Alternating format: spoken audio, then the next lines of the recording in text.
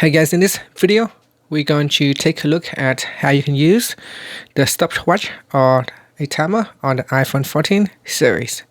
First, let's go back to the home screen by swiping up at the bottom of the screen. Now on the home screen or in the app library, tap on the utilities folder and open up the clock app. At the bottom here, if you want to use the stopwatch, you can tap on stopwatch or you can tap on timer. So let's say if you want to use the stopwatch, you can tap on the start button to begin. Now if you want to record a lap, you can tap on that and that will record the first lap, then the second lap and the third lap and so on. You can also tap on the stop button. To reset the timer, just tap on reset, and here we can tap on the start button. Over here you can have a different dialog or different display. So this is a digital display and this is an analog display.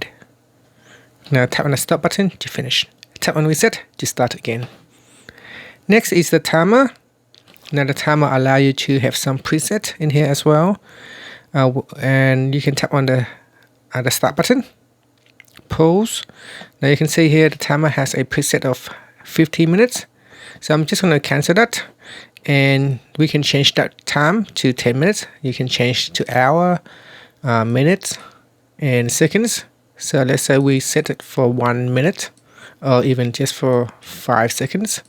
And then tap on the start button and the timer will count down from 5 seconds.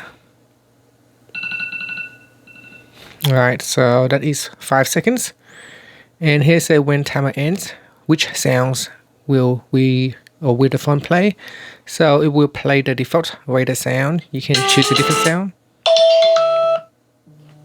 So I'm going to choose a song to play.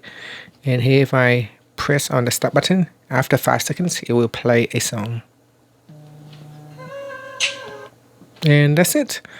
And here there is no preset that has been saved on different on a different platform such as Android.